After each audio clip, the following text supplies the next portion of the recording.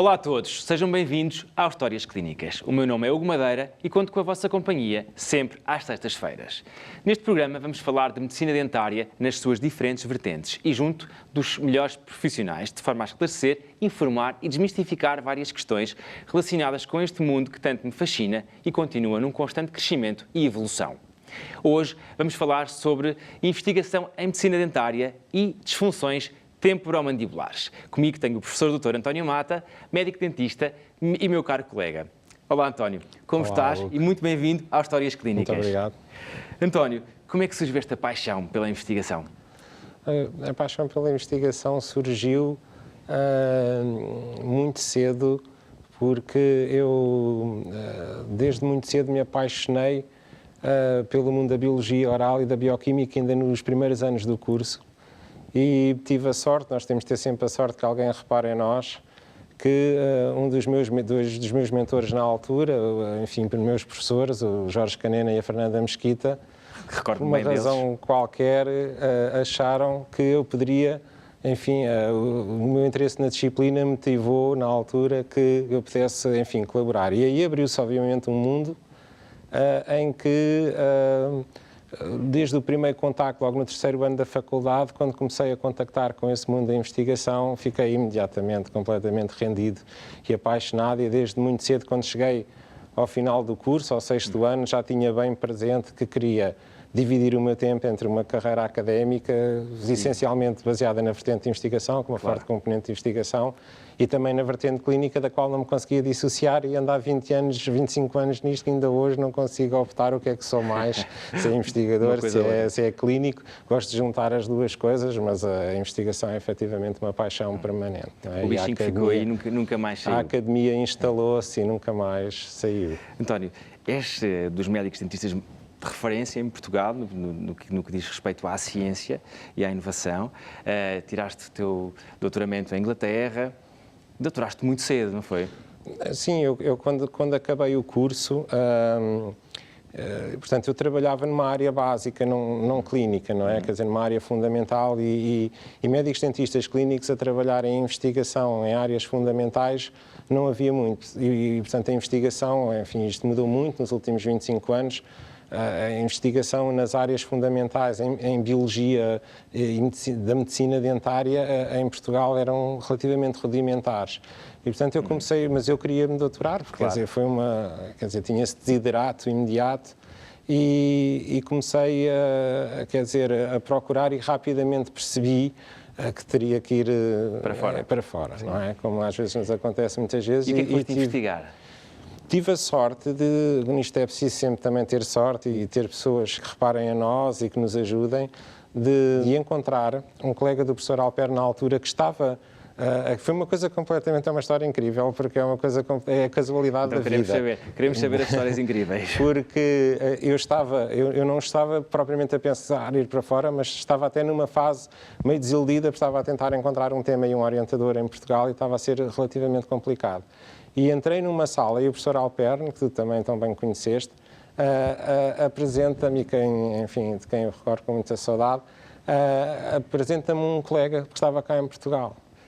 E já nessa altura, as universidades inglesas tinham esta perspectiva do mercado pós-graduado, que era uma coisa que na altura, há 25 anos, nem sequer se falava muito. E, portanto, eu falei 5 minutos com ele, e quando ele percebeu que tinha ali um potencial aluno de doutoramento, foi tudo muito fluido.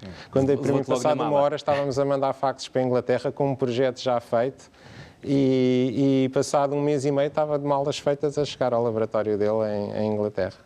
E quanto tempo é que lá tiveste? Como é que correu esse processo? Portanto, eu estive, o meu doutoramento durou 5 anos, porque eu fiz um programa de part-time, ia e vinha, porque eu na altura, enfim, já tinha família, e porque eu constituí família relativamente cedo, e então, não é fácil, enfim, não era fácil, era relativamente complicado conjugar as duas coisas. Portanto, estava lá algumas temporadas e depois voltava. Tive a felicidade de poder montar um laboratório, enfim, onde nós começámos, que foi hoje em dia, enfim, o Instituto Universitário Egas Muniz, com um programa do PRODEP. Também foi uma altura em que nós tínhamos um acesso, enfim, aos financiamentos europeus, enfim, era um bocadinho mais fácil, e portanto tivemos a sorte de concorrer a um programa de PRODEP que foi financiado e de conseguir montar, porque o que eu queria nunca foi ir adquirir a técnica e depois chegar cá e não fazer. Quer dizer, eu doutorei-me no sentido que eu queria montar uma estrutura de investigação que investigasse continuadamente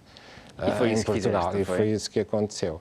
E como foi assim que surgiu o GIB, certo? Foi assim que surgiu o GIB, em 1998. Que faz agora 20 anos. Faz agora 20 anos. E este GIB tem sofrido uma evolução enorme. O que é que tem investigado maioritariamente nesse centro de investigação? Nós começámos, temos feito um percurso relativamente diversificado, no sentido em que, lá está, começámos por fazer investigação fundamental, ou seja, em trabalhar em alguns aspectos que têm muito a ver com a dinâmica do funcionamento das células e nas glândulas salivares, que foi onde nós começámos. Portanto, a saliva sempre foi um dos âmbitos, digamos assim, que é transversal às nossas várias linhas de investigação. Portanto, os primeiros trabalhos que fazemos são no âmbito da fisiologia salivar, ou seja, da forma como a salivação é controlada e regulada pelo nosso organismo. Vários mecanismos que regulam a saliva. Eu recordo-me, quando fui teu aluno, já há muitos anos atrás, recordo-me que estavam muito dedicados à saliva e que, inclusive, pediam aos alunos... A saliva é um fluido engraçado, porque é um fluido... O Erwin Mendel, que foi um dos primeiros homens a estudar saliva, diz que a saliva é um fluido mal amado, porque lhe falta... o aspecto trágico do sangue, o dramatismo das lágrimas e a sinceridade do suor. Portanto, é engraçado, porque é um fluido peculiar, que tem uma carga, enfim, muito diferente, e nós, enfim, por acaso, começámos a trabalhar, um bocadinho por acaso, começámos a trabalhar na área do meu doutoramento, foi exatamente sobre regulação dos processos, enfim, de secreção salivar, e depois temos vindo a diversificar ao longo dos anos, claro. Não ficámos acantonados, enfim, na nossa área de especialização, e enquanto grupo, hoje em dia somos vários doutorados, quer dizer, o GIB já tem 5 doutorados. Quantas pessoas tem na totalidade? Neste momento trabalhamos cerca de 20 pessoas. Entre alunos pré-graduados, pós-docs, docs, pronto, somos mais ou menos 20 já é uma pessoas. família. Já é uma família, já é uma Muito família. Bem. E hoje em dia investigamos essencialmente em 3 áreas de investigação, que têm a ver com, enfim, o branqueamento dentário. Portanto, nós trabalhamos muito na área, a forma como os produtos de branqueamento dentário alteram ou não os dentes, portanto, em termos dos tecidos dentários, em termos de segurança. Trabalhamos também em doenças das disfunções salivares, temos várias parcerias, com o Instituto Português de Reumatologia, com o grupo do professor Vaz Pato, em que trabalhamos, enfim, como é que algumas doenças do foro reumático produzem alterações salivares e como é que nós podemos trabalhar um bocadinho o tratamento dessas disfunções salivares. Trabalhamos também um bocadinho a área da qualidade de vida em pacientes com VIH, neste tipo de pacientes também. E agora, mais recentemente, toda uma parte de estudo de citocompatibilidade e de biocompatibilidade de novas superfícies de implantes. Muito bem. António, temos uma reportagem preparada. Vamos ver tudo isso no terreno. Com certeza. Para conhecer um pouco melhor o trabalho do GIBO e o que é que se faz neste espaço deste grupo onde estamos agora, vamos falar com a investigadora Joana Marques, que colabora com o GIBO regularmente. Vou começar por lhe perguntar, por lhe pedir para nos fazer aqui uma breve contextualização, um breve historial, não só da própria unidade em si, como também do GIBO, que está então a completar 20 anos de existência. A Unidade de Ciências Orais e Biomédicas é uma unidade de investigação integrada na Faculdade de Medicina Dentária da Universidade de Lisboa e que basicamente se dedica a estudar os aspectos de ciência por trás daquilo que é a prestação de cuidados de saúde oral. O GIBO é um grupo que se integra nessa unidade e que se vai dedicar ao estudo de uma disciplina que é a Biologia Oral. A biologia oral basicamente é o estudo dos fenómenos biológicos que surgem nas estruturas que fazem parte da cavidade oral em saúde e em doença. Quais são os grandes focos de investigação? Portanto, nós temos uma linha dedicada à secreção salivar, é a linha mais antiga. Portanto, no fundo, de estudar os mecanismos moleculares que regulam tanto a secreção da nossa saliva e de que forma é que pequenas variações podem ter impacto nessa secreção salivar. Também temos estudos clínicos, portanto, com seres humanos, em que avaliamos, no fundo, o impacto local dessa secreção salivar. Temos também outra grande área, que é a área do branqueamento dentário, que atualmente é tão procurado, mas que eventualmente poderá ter aspectos que têm impacto nos tecidos, portanto aspectos biológicos. E por fim, temos uma área mais biológica fundamental, que é, portanto, no fundo, o estudo das células e do comportamento das células da cavidade oral, e aqui trabalhamos in vitro. E no fundo aqui estamos muito dedicados aos materiais dentários, aos biomateriais para a substituição de tecidos orais, e perceber um bocadinho qual é que é a dinâmica de interação das células e agora até no futuro de micro-organismos em relação à presença desses materiais. Fale-nos um pouco do sítio onde estamos e do que é feito aqui. Portanto, nós estamos num dos laboratórios do GIB. Neste laboratório temos bastante instrumental científico. Portanto, este equipamento é um equipamento de leitura de placas, basicamente, onde nós vamos ler os resultados dos ensaios desenvolvidos com células, ok? E, portanto, é essencialmente um equipamento de leitura que nos permite, em função do ensaio que estamos a desenvolver, obter resultados que depois são tratados estatisticamente para percebermos, por exemplo, com diferentes materiais, como é que as células se comportam. Temos um microscópio de fluorescência. Este microscópio permite-nos, utilizando marcadores de fluorescência, estudar também as células. Portanto, ele está a ser muito aplicado aqui aos estudos desenvolvidos com células. E aqui usamos células dos tecidos ósseos, células da gengiva, células de revestimento da nossa cavidade oral, da língua, etc., da polpa dentária. Portanto, podemos assim estudá-las melhor, adquirir imagens, aquelas imagens, portanto, com cores que nós normalmente associamos, são feitas neste microscópio. Estes são equipamentos de leitura de investigação que é desenvolvida no laboratório aqui ao lado, que é o Laboratório da Cultura Celular. Neste laboratório temos uma incubadora, portanto, este é um equipamento que assegura que as células possam crescer fora do organismo humano, fora de um organismo vivo, um animal, não é? E toda a manipulação das células é feita em ambiente estéril, portanto, ascético, nesta câmara, que é uma câmara de fluxo laminar. Portanto, tudo o que envolve, portanto, culturas de células é feito nesta sala. Neste momento estamos muito focados em materiais utilizados para o fabrico de implantes dentários e, portanto, queremos perceber qual é que é, no fundo, o comportamento dos tecidos orais em função desses novos materiais. Temos também, portanto, outra parte de investigação, nomeadamente a área de branqueamento, erosão dentária, que é desenvolvida noutro espaço distinto, que é o Laboratório 1 do GIBO. Portanto, o que nós temos aqui, basicamente, são elétrodos, portanto, vários elétrodos, que vão desde macroelétrodos para medição de pH, outros para medição do íon fluoreto, portanto, no fundo, avaliação quer da acidez da saliva, quer da quantidade de flúor. E depois temos um microelétrodo que é utilizado, que é aquele mais fininho, que é um elétrodo capilar, utilizado para, quando temos volumes muito pequenos de saliva, também fazer o seu estudo. Portanto, aqui na sala ao lado, mais resguardada, estamos a montar atualmente um laboratório de microbiologia oral. Portanto, o objetivo, e vai ser o nosso próximo alvo, é o estudo, no fundo, era a parte que nos faltava, que é o estudo das bactérias e das interações das bactérias na cavidade oral, portanto, o microbioma, não é, que está tão na moda agora, ao nível do intestino. O nosso objetivo é começar a fazer o seu estudo na cavidade oral. Temos agora connosco o Dr. André Almeida, médico dentista, também meu ilustre colega. Olá, André, Olá, como estás? Bem-vindo ao Histórias Clínicas. Muito obrigado. Mas, desculpa, vamos ter que voltar aqui ao António, Claro que sim. porque depois de uma reportagem destas, eu faço ideia da quantidade de prémios que vocês já ganharam. Não, assim, enfim, temos alguns prémios em vários congressos, é verdade, quer dizer, as nossas, enfim, apresentações e publicações, sobretudo nós, enfim, investigamos continuadamente, há sempre uma grande pressão para publicarmos, não é? Hoje, quem não publica não existe, não é? Aquele publish or perish, não é? Temos que publicar ou morremos.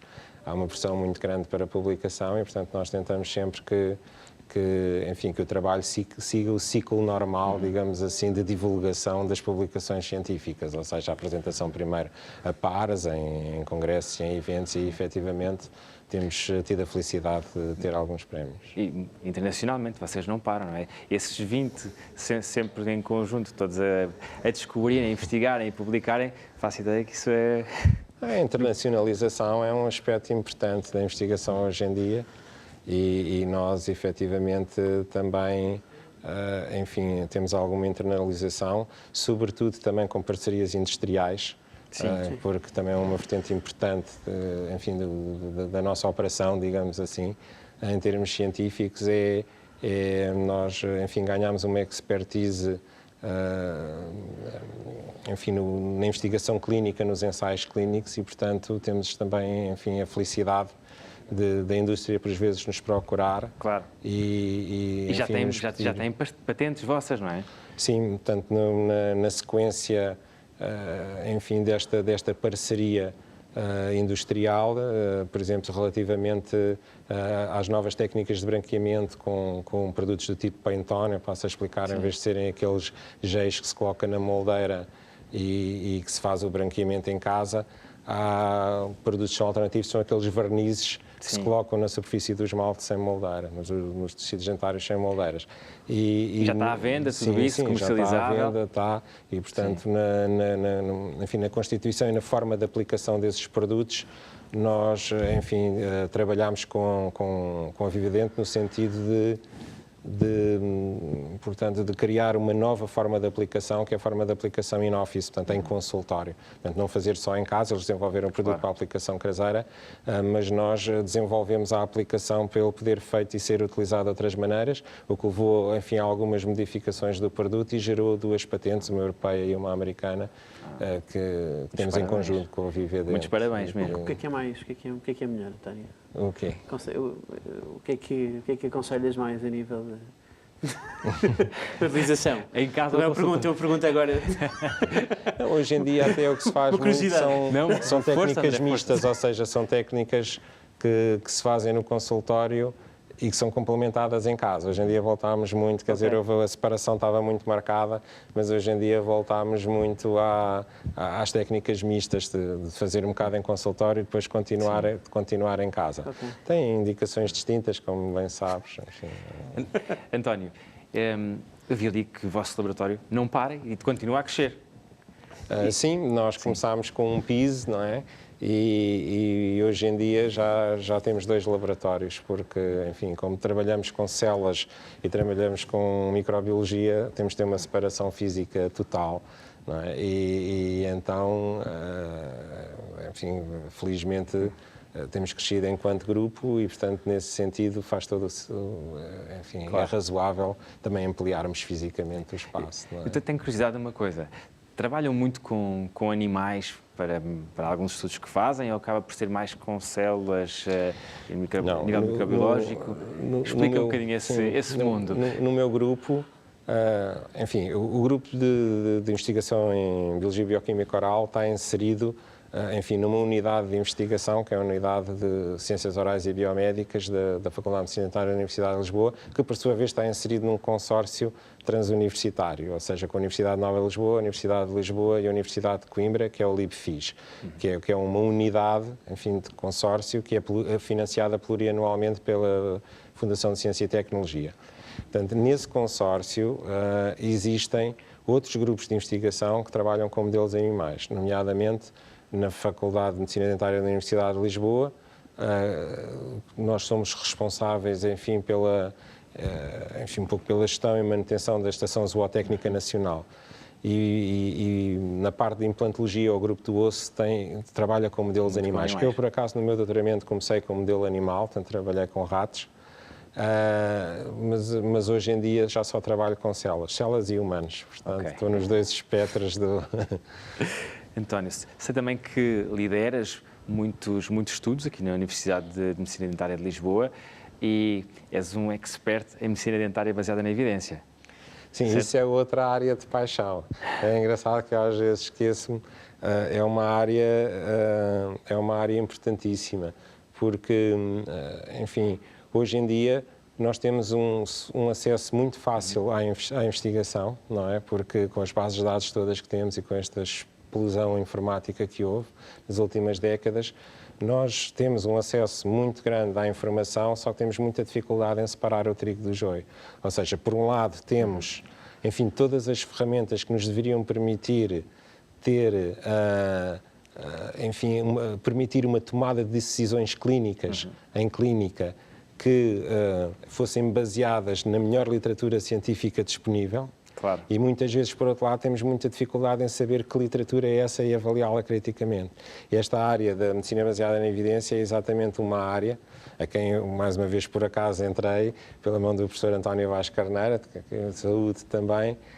Também por uma curiosidade fui fazer um curso com ele e realmente revolucionou a minha maneira de ver a clínica. É engraçado porque, quer dizer, foi por uma via completamente diferente, porque muitas vezes as pessoas pensam que a medicina baseada na evidência tem a ver com a investigação, mas tem essencialmente a ver com a clínica. É um algoritmo que nos permite responder às questões que os nossos pacientes nos suscitam no dia-a-dia, com a certeza de basear essas respostas na melhor evidência disponível. Sem dúvida, basear as nossas escolhas na literatura que existe. Exatamente. André, sei que também és docente universitário, não é? Também te baseias nesta medicina dentária baseada na evidência? Sim, o mais possível. Aliás, nós tivemos a oportunidade de falar antes, precisamente nisto, que hoje em dia, como o António diz muito bem, esta questão de estar a falar, e foi o António que o disse, estar a basear estudos em modelos laboratoriais ou então modelos, inclusivamente, muitas vezes universitários, não faz sentido, não é? Portanto, o que faz sentido cada vez mais é, se calhar, fazer modelos in-office em clínicas, claro, se calhar mais realistas e mais reais, e aplicá-los precisamente testá-los nesses meios e aplicá-los diretamente nesses meios. Portanto, e depois a seguir a medicina baseada em evidência deve juntar a medicina, o que nós sabemos hoje em dia a nível de ciência, juntar aqui a nossa prática clínica e juntar o melhor interesse para o paciente. Claro, deve ser isto, isto é a medicina baseada em evidência, é precisamente isto. André, e agora, focando um bocadinho mais na tua área específica, trouxeste-nos cá hoje as funções temporomandibulares, mas sim, é muito mais do que isso, não é? Eu cada vez, isto é um bocadinho igual a mim, vou ser marcando mais coisas cada vez mais, portanto, ou seja, eu entrei nas disfunções temporomandibulares, portanto, é uma área que neste momento que eu adoro e que me apaixono. Há muita gente com estas disfunções, com estes problemas? É assim, os estudos dizem-nos que, ou, aliás, a prevalência diz-nos que são 5 a 12% da população mundial. Eu, na minha prática clínica, acho que não, acho que é muito mais. Neste momento há uma diferença clara entre sinais e sintomas, ou seja, aquilo que as pessoas referem, aquilo que nós observamos. O que é que as pessoas dizem mais? Qual é o quadro clínico de um doente tipo que tem disfunção? É assim, as pessoas cada vez estão mais conscientes, ou seja, eu acho que aqui o grande aumento deve-se principalmente as pessoas estarem mais conscientes e terem mais noção. Portanto, as pessoas hoje em dia ligam muito mais ao facto de sentirem estalos na articulação, por exemplo, que é uma coisa que antes não ligavam nenhuma. Portanto, sentiam estalos. E o que é que significa um estalo? Um estalo é sinal que, em princípio, um disco articular está fora do sítio. Portanto, isto basicamente... Temos problemas, portanto. Exatamente. Há um problema na articulação temporomandibular, ou seja, basicamente, eu gosto muito de falar com as mãos também. Força. E, portanto, basicamente, nós temos aqui a nossa mandíbula, não é?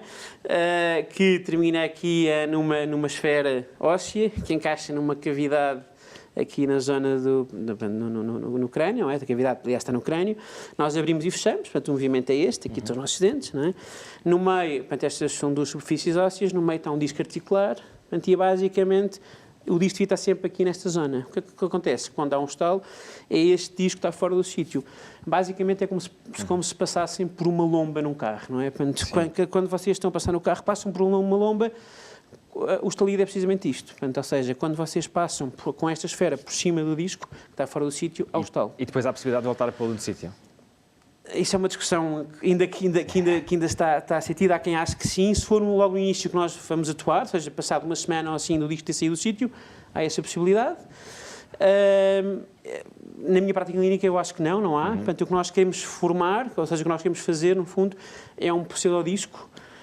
Portanto, nós queremos enviar aquele disco, ou seja, fazer com que aquele disco saia do sítio, saia do caminho, portanto, deixe de ser funcionalmente o empecilho para o movimento normal do movimento de abertura de boca e formar um disco ali atrás, um tecido fibroso que forma um pseudodisco atrás onde aquele disco estava. Basicamente é isto. Muito bem. E falando um bocadinho de outra parte, que eu sei que te dedicas muito e que até tens um livro para nos apresentar depois. Não é só meu, mas sim. Mas que é o bruxismo, que é uma coisa que se fala muito hoje em dia. Que é uma desordem, certo? É. Não. Não é uma desordem. Então explica. Não, desculpa, fui na onda do... Explica não, tudo. Não. É assim, o bruxismo é cada vez mais considerado um comportamento. E o que é o bruxismo? Temos que explicar o que é o bruxismo. Ou seja, o bruxismo basicamente já é um comportamento muito antigo.